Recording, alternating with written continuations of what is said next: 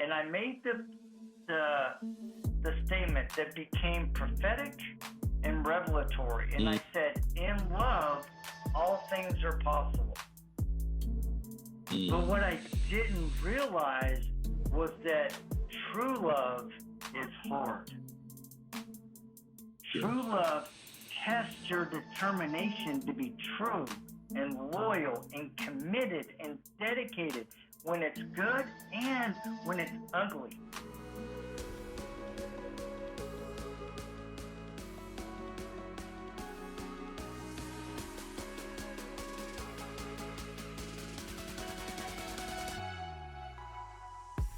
All right, so welcome to the Father's Heart podcast. You know, this is Cole Williams, and I am here with my guy Jody, and we are here tonight to talk again about the world of fatherhood. As you guys can tell, we do not have Sean with us tonight. Sean, I'm guessing, is traveling the world doing what he does best, and that is inspiring and educating and uplifting folks as it relates to how we see and serve fathers in our communities. So, Sean, if that's what you are out doing in the world, I wish you nothing but the best luck in the world, man. And I look forward to hearing more a little bit about what you've been doing. Sean on Jody, I don't know if you've been able to see Sean's some of his work lately, but I mean, he just finished up a WIC conference, which is for women, infant, and children. So, you know, Sean is out doing his thing, man. So how are you doing tonight, man? I'm doing great, and I'm trying to figure out. You hear me? I can hear you. Can you hear me? All right. Well, I can hear you. Try this. Yeah. Okay, you can hear me? Yeah, I'm not sure. You're on. Like we live, bro.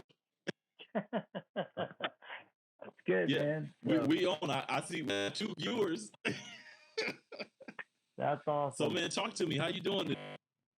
You know, I'm doing really, really good. You know, it's been a crazy busy week.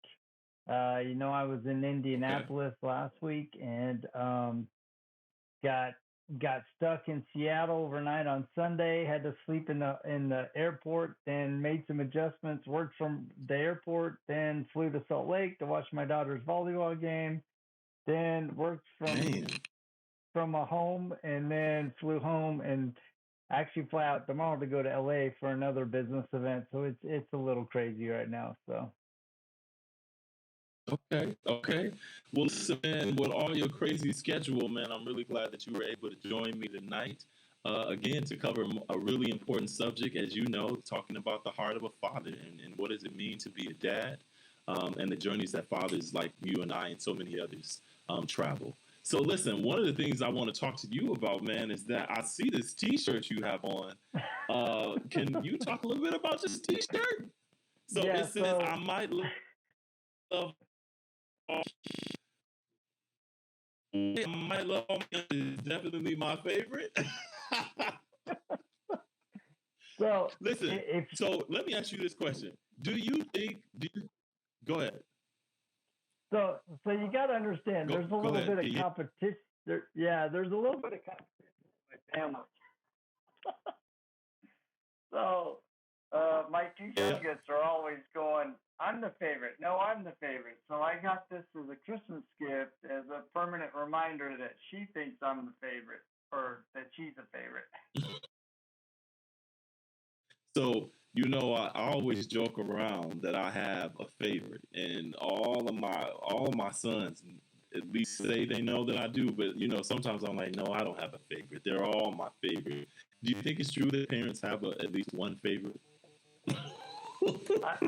I see some people do, but I knew a family when I was younger. They definitely had a favorite, and the daughter that was a favorite, she knew it, and the other one resented it. I tell my kids, my favorite kid is whoever's with me at the time.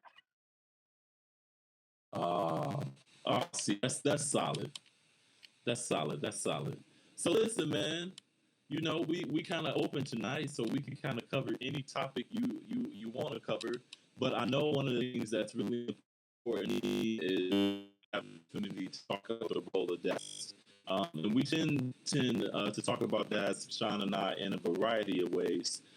But I know one particular dad often is a subject of conversation, and so at so many dinner tables, or maybe sometimes not at the dinner table, and that's sometimes the bonus dad. We might call him, or he's infamous of being called the stepdad, or sometimes he might become the foster or adoptive dad. So I would love to kind of hear a little bit about your perspective on what does it mean if I know you are, if it's fair to say, are you an adoptive father? So my wife and I, adopted? yeah, my wife and I had 4 children, and then we adopted 2 from Haiti when they were 8 and 9 years old.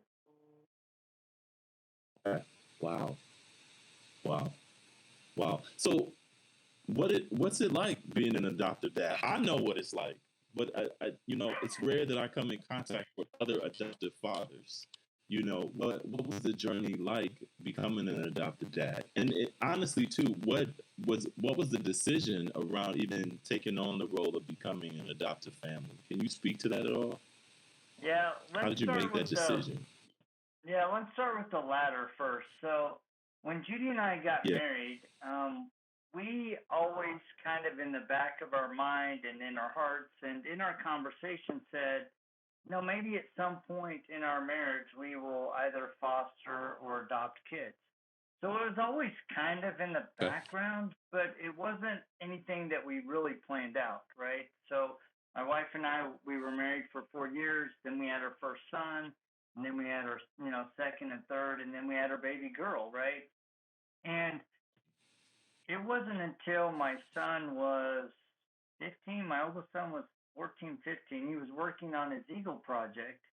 And my wife at the time was going on volunteer trips with a really good friend of ours who was adopting from Haiti. So my wife and Erica Triple would go down there and they would spend time with the kids. They'd make sure they're healthy. I mean, they'd spend like 3 weeks down there, and it was just a great experience for her. And, I didn't really think about it. She'd been on like 3 trips. Devin went down there, and on this one trip, the Sunday before she left, she had a dream. And long story short, she woke up, said, "Hey, I had a dream, and I think there's a little girl there in Haiti for us." And she goes, "But I think there's a boy too." And I said, "Well, you know what? If God's bringing kids to our home, go home and go out there and we'll see what happens." Well, on Thursday, she calls me in tears and said, "I found her." I go, "What?" And she goes, "I found the little girl in my dream." And I'm like, "All right, well, we'll start the adoption process." And she goes, "But there's no brother. There's no." And she goes, "So I'm a little concerned about that." And I'm like, "Well, don't worry about that. Let's just get the process started when you get home." And 3 weeks into the process of all the home evaluations and all this other stuff you have to go through, the orphanage calls us and said, "Since you have a brother, would you like him too?" Wow. So we said yes. Wow. And is the rest history? Is that once you say yes, and then as they say, the rest is history? No, the rest was not history, because for anybody, especially that has gone through international adoptions, they can be really challenging, right? And we were literally in the adoption process for 2.5 years. And we were stuck in the first of 4 government agencies. And our orphanage director at the time, he's like, "Look," he goes, "I could grease the sheets," because, "but I don't want to facilitate more corruption in our country. So you just got to be patient." And thank goodness for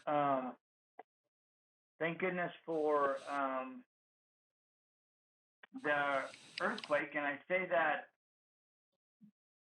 it was a blessing, but also a horrible event, right? So many people lost their lives and stuff, but it opened up this huge opportunity for humanitarian relief. So a significant number of the kids that were in the adoption process were escalated through on humanitarian parole. And so that's how these kids were rushed to America. And we literally were on a Monday, you need to be in Miami by Friday to pick up your kids. And we're like, what? I mean, we had to get beds and clothes and move rooms around and get flights and hotel. And, you know, people were so gracious. I mean, people, you know, gave us hotel miles and flight miles. And I mean, all of a sudden this door just was like kicked through. And we were on the plane bringing our kids home. And I knew it was going to be a challenge. And I have this memory seared in my head. When we were flying from Miami, I don't think I've ever shared this with anybody. When we were flying in from Miami to Boise, you come over these mountains and over this beautiful reservoir, right? And Ashton, my son, was looking out the window. And the look on his face was, oh man, what's happening? Where am I? Who am I with? You know, I could see in his face that he was kind of lost. And you think about it, an 8-9-year-old kid, all of a sudden, you know, you have a major earthquake, and then you're rushed on a plane to get you out of a country that's in shambles, and all of a sudden you're meeting a new family in Miami that you never, you know, you're like, wait, I got family back here. And so it really provided an opportunity for me to recognize, and I'm not saying it wasn't a moment, right? It was over years, recognizing that I had children with broken hearts. And so I had to learn how to earn their trust, how to help in the small way that I could mend those hearts, but also bring that element into our family that now was rippling across all of our children. And so it really required me to discover a lot about me, right? It revealed the best of me, but it also revealed the worst in me. And I had to be authentic with myself and go, you know what? I'm not succeeding in this area. I need to do something different. And sometimes Judy and I would tag team. It's like, all right, your turn. Otherwise, I'm not going to survive, or the kids aren't going to survive, right? But having that relationship between Judy and I really made it a journey that we were able to work through, and it became beautiful. It wasn't always beautiful. I mean, we had our ugly moments. We had our high moments. We had, you know, it's all this. You know that. And it's been an amazing journey of discovery and becoming. Both becoming as a father, but us becoming a family. Yeah. So one, thank you for, you know, sharing the story and, you know, just being transparent and taking us on the journey with you, right? Because, you know, Jody, as I'm listening to you, it starts, your story really resonates with me, because I remember being an adoptive father, or even before becoming an adoptive father, actually becoming a father of sons that are involved in the abuse and neglect system, right? And, you know, part of what happens here when you decide to sign up to become a licensed foster parent, one is making the decision to say, yes, I want to foster. Two is really understanding what it actually means to foster. And then three, there is just, this large amount of amazing training that you're provided with to prepare you for what, you know, it's going to be like becoming a licensed foster parent. And so I think when I became a foster parent, I really didn't necessarily want to be a foster parent per se, because of all of the things that I heard about foster parents, and all of the things that I heard were really, really negative, that these folks were about collecting a check, that these folks were just as harmful for children as maybe some of the situations that children were being rescued from, if that's the correct term I want to use right now. And so I didn't really want to participate in that whole kind of narrative, right? But we agreed to become a licensed foster parent, a family, and I like you thought that for me, I was really naive. I thought that because I had a big home, I had a little bit of money, and I had a whole lot of love, that in my mind, I thought that that would be enough to really curve all of the challenges that my sons who entered into our space had. And I soon discovered that it totally didn't matter anything about the size of my house. It didn't matter anything about what kind of car I drove. None of that actually even mattered. It was so much about building that trust, but also recognizing that there was so much work that I had to do as a man to really facilitate how do you parent children or boys who don't have fathers, or how do you parent a child who doesn't belong to you biologically, and their family lives like 2 blocks away. And so it was really such an amazing juggle for me in terms of really understanding who I was as a dad, how I showed up as a man in our home. And like you, with all that amazing training that I had, I failed miserably. It was really difficult trying to understand what it meant to be a father, or trying to understand that no, I'm not your father. I can't even be titled your dad. And all of the challenges that sort of came with that. But also on the flip side of this narrative too, Jody, one of the other things that impacted me pretty heavily is that I also lived in a predominantly white family. Probably when I was going into high school. So my high school career completely took a shift, and before you know it, I went from growing up in poverty and living with my mom and my sisters and in community to a middle class community to a predominantly all white school and all white home. And then I had to somehow figure out how to navigate these new spaces that I was in as a very dark brown boy, in addition to being a dark brown boy in a predominantly white community, also with a baby along the way too. So, I think when I think about the journey, one of the things that often pops up is this cultural, lens. How do you show up culturally in spaces, and how do you reserve or preserve? Excuse me. How do you preserve of your children? And I thought, just being a black man, that I was preserving the culture of my children or my sons simply because we share the same color. But I soon discovered that that was not it at all. That was just part of it. The other part definitely being I had to be more intentional about their customs, where they came from, how their families were structured, what their families' traditions were, and then making sure that I brought those into our family. So I'm really curious and interested. How did your family create that cultural lens or space for your children to explore the world through, or look through the lens of their cultural lens? How did you create that lens for them?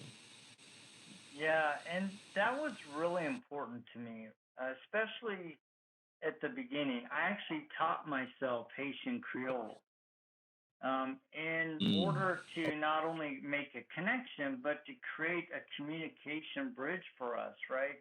And so Right. it gave me the tools to, on a very limited scale. I mean, I wasn't great, but I had enough where Yeah. we could Yeah. talk, around the table and about school. And, we ended up having an issue at the hospital that I was able to at least talk about it, right? And help them try to allay some of those concerns. But we also, if you go into our living room, we have a Haitian painting and some Haitian masks. And right, so from the very get go, we tried to incorporate some things that showed appreciation and respect Yeah. and love for a people that we had grown to love in Haiti, through our service down in the orphanage. Um, but it's Right. still, kind of like you being all of a sudden you're in this predominant white family. You're going from Haiti where it's 80 degrees and you're coming to Idaho on Yeah. February 1st and it's 24 degrees and it's cold and you're surrounded by a And it's cold. predominantly white culture, right? And so it was an Yeah. adjustment. And so what we did, we made the conscious decision that we were going to homeschool that first year, right? So that Yeah. we could really work on building a connection, building attachment to work through things that, that needed to be worked through. And I remember, when we were going through all of the classes, right? At the beginning of the class, I kind of was like arrogant. I'm like, dude, I'm already a father of four. Why do I need to go through these adoption orphanage classes? Right. I'm like, give me a break, right?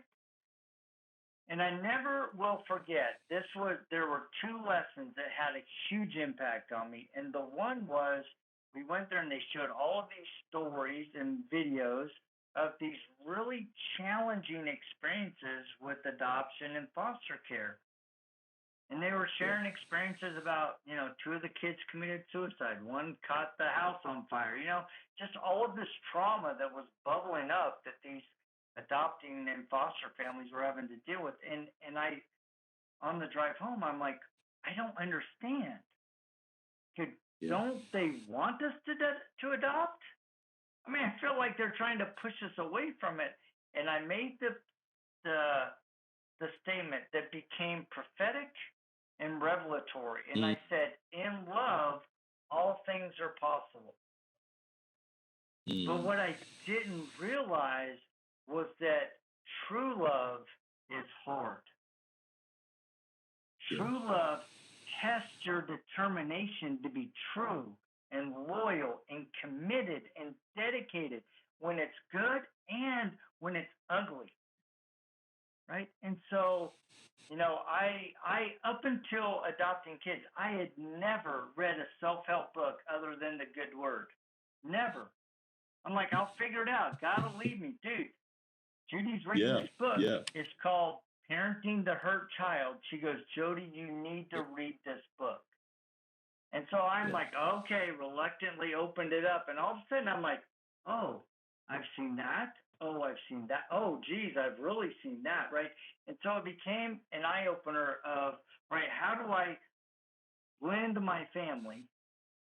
How do I create an environment of love and trust and hope, right? Because you got to figure these kids are coming from broken situations or situations of loss, and they're trying to heal themselves.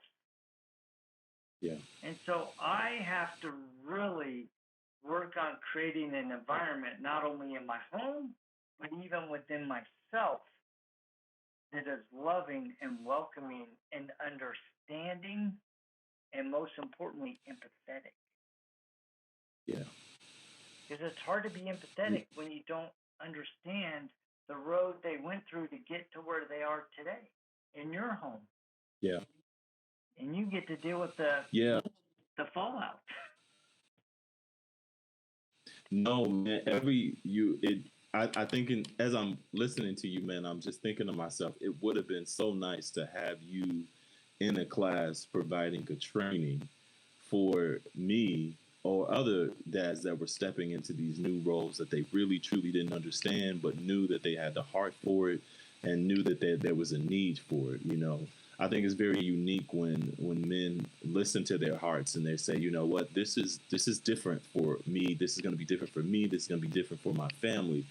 But what I'm going to do is I'm going to walk by faith and walk in this with my heart and, open up our lives and open up our home to children who are, in need of support, in need of care, in need of nurturing. And not to say that they didn't get that, right? Because this is another part of the story I had to, that it's so easy to create a negative narrative about biological families and families that have been involved in the lives of our children, that we get the opportunity to, to support and love and raise. And I can remember being super judgmental of, some of the family members of my sons. And I'm like, man, had they made these kinds of choices, blah, blah, blah, blah, blah. But when I look back on it, I was like, man, many of the families and where my sons come from, they were loved. They were cared for in the way their families could. And some of my sons, of course, came from some really challenging backgrounds. But, when I unpacked that was their village at the time. And so I really had to learn how to partner with my son's families. I really had to learn what it really meant to be less judgmental and more in partnership with supporting, the family that they did love, that they were willing to run away from our home to be connected to, because they did have a connection and a bond with the family, despite what was written about them or what was told. And so I think for me, it became really about how do I show up in this space, not solely as this superhero dad who's come in to rescue and fix, but how do I show up as a father who really just cares about kids that reside in my community who need a chance, and to see something different than what they've had before. And that was challenging because I was very, I think I had an ego. I got this training and I was like, oh, I know what's best. And soon discovered, man, when you're looking at trauma face to face, it is like no other experience you could ever have, because as you know, it pulls you and it challenges you in ways that really trigger my own childhood wounds and my own childhood trauma that I thought I had addressed. And so, of course, when trauma sits dormant and it doesn't have a place to go to, when it disrupts, and it doesn't matter who is in front of it or around it or next to it, it will show up and it will show out and it will explode on everybody. And it took me a while to recognize that, yeah, my sons were going through trauma, but I was also going through mine. And we were in this hamster wheel constantly, triggering each other and setting each other off. And I was the adult with the training, and I was supposed to be the one that had it all together. Well, they soon helped me see, by looking at them in reflection of myself, that I didn't have it together either. And that there was so much work that I needed to do too, in terms of when you talk about unconditional love. I thought I operated with that. They had unconditional love. My love came with conditions. As long as you did this X, Y, and Z, man, I could give it to you. But man, if you don't do X, Y, and Z, then I might pull away. And how unfair of that, me. But I didn't know. I didn't know. And so, fatherhood has really, really taught me a lot about what it means to be a dad. To myself, what does it mean to parent you? What does it mean to parent the 8-year-old boy that was longing for a relationship with his own father, that sort of created this heartbeat that I needed to try to figure out in terms of parenting other kids who shared the same heartbeat, knowing that the child that was in me had never finished being loved and nurtured too. So it's just funny how this stuff shows up on you. But yeah, I'm not sure. I'm kind of going off in tangent. I feel like no, I love that, because I really love that and appreciate that perspective. I mean, it is a mirror, right? You and I have walked similar experiences, and I think a lot of times, especially if you haven't fostered or you haven't adopted, you have a view of what you think it looks like. I mean, so many times people come to me and say, dude, oh, you're doing such an amazing kid. I hope the kids appreciate it. I'm like, dude, you have no idea. Yeah. This is not about me. This is about bringing children into our home and creating a family. And I think a lot of times people make the assumption that because they're in foster care or they were adopted, that they weren't loved. Yeah. And the experience that I had that just brought this home to me, Judy and I, it was my first trip to Haiti. And we were at dinner with Gesno Marty, who was the director of the orphanage. And we were sitting at dinner, and all of a sudden this lady comes in. She is a frail, tiny little lady.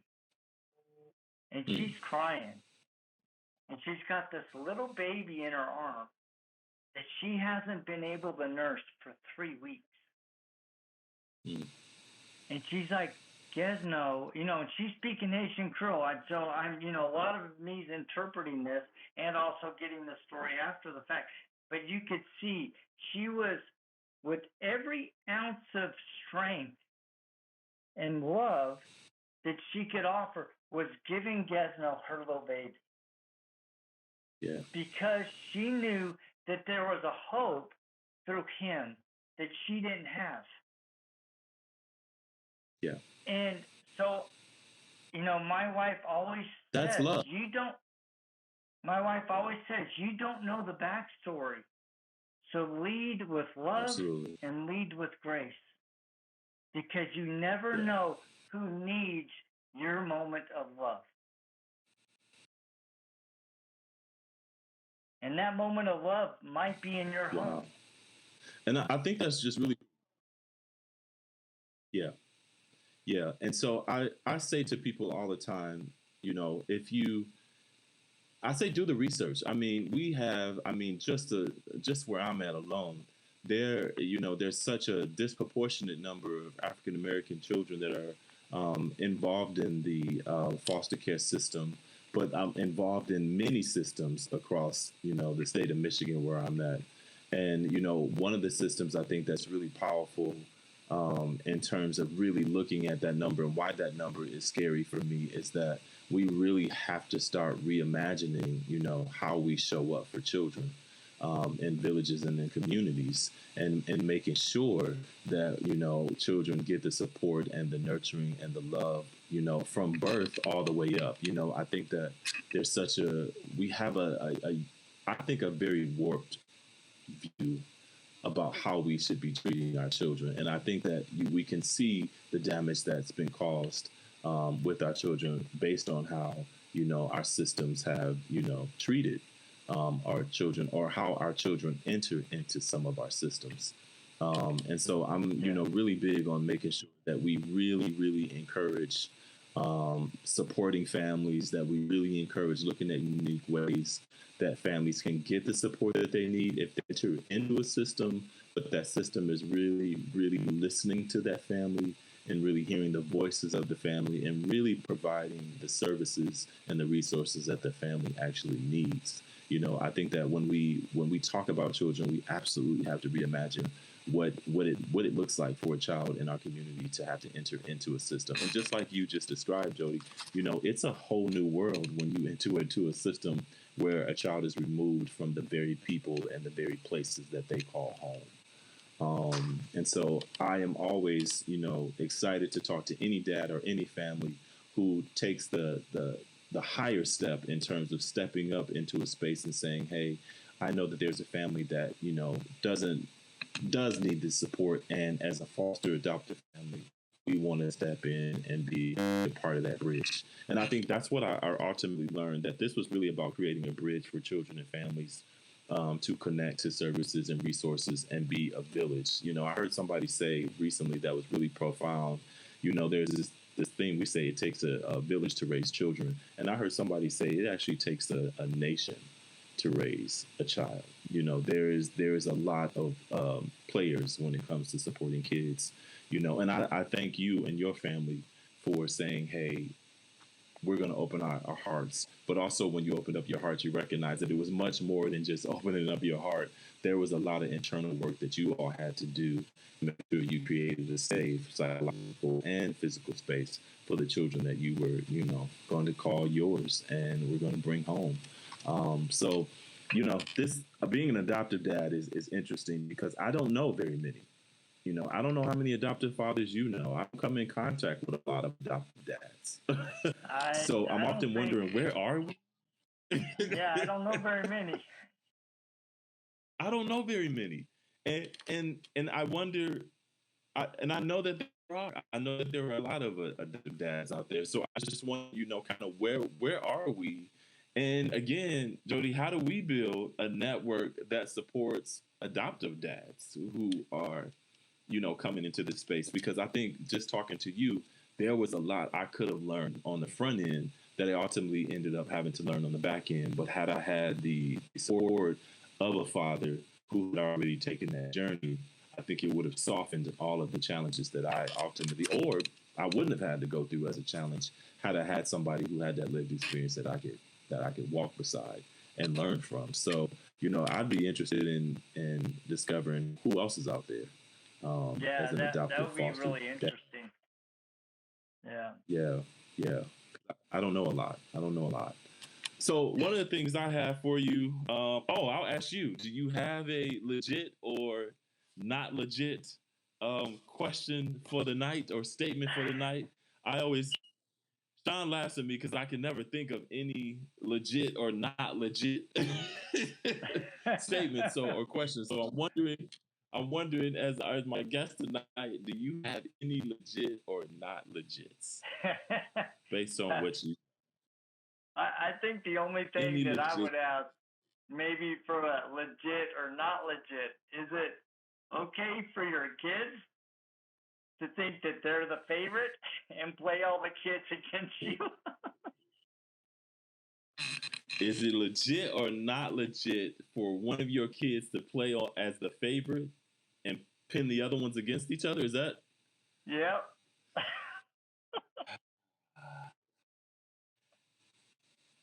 Sean would say, he would probably say that's not, that's not legit. But I'm gonna say that's legit. There's some benefits to being the favorite and pinning your siblings against one another. Yeah, that's legit. That sounds like healthy childhood, brotherhood, sisterhood rivalry. That's my state. Yeah, that's healthy. Yeah, that is healthy. That's healthy. Well, man, Jody, any last thoughts, comments before we wrap up tonight? I'm just super honored to, have these conversations with you and with Sean. And I always learn something. And I think that's what I love most about the podcast that you and Sean do, the work that you guys do, my podcast. I mean, it's all driven with the purpose of building families. And we're starting with the dad. Because we're dads, that's probably the best place to start is working on yourself. So. That's it. Jody, where can our viewers and our followers follow you at? How do they get access to you? Yeah, so I do have a podcast. It's called Father's Fire. That's fire with a Y, so FYRE. I also have a website, jodysedrick.com.